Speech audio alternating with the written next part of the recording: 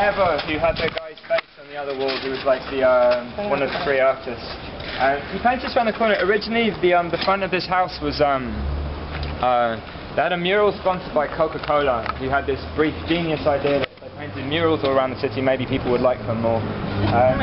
So the guy got paid to by Coca-Cola to have the front of his house painted. They employed some of the artists actually. Eva was part of the team who painted the Coca-Cola mural. But the guy said at the end of it, like, just come back and paint whatever you want on the front of my house, so you can kind of use it.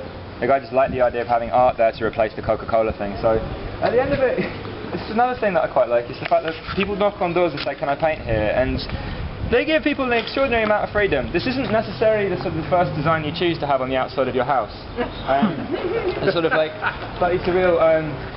I think he called it, Chairman Mao was instructing the children about communism when something happened, is the name of this piece. Which doesn't really trip off the tongue and sounds a little bit like you paint something and then trying to figure out what the hell it is that you painted. But apparently it caused a bit of controversy on the basis that the image on the right is of the Virgin Mary de Guadalupe, which is quite an iconic image of the Virgin Mary apparently. And Eva just chose it off Google Images. He was looking for a picture of Virgin Mary to type in Virgin Mary and outline that one. Unfortunately for him, about 2 blocks away there's a church of the Virgin Mary of Guadalupe, and a number of the congregation took offence to the juxtaposition of Chairman Mao and the Virgin Mary, and so they sort of they brought the minister round to who he didn't mind it actually, but he's now been sort of threatened by members of the congregation that the war will not last long.